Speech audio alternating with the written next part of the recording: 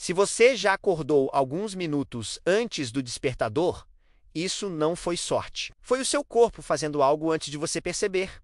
Se inscreve no canal, porque o vídeo completo vai sair em breve. Mesmo dormindo, ele continua marcando o tempo, aprendendo sua rotina. Ele começa a se preparar antes do alarme tocar. O mais estranho é que isso começa bem antes de você abrir os olhos. E nem sempre funciona. Tem dias em que esse sistema falha, e quando falha, acordar vira um choque.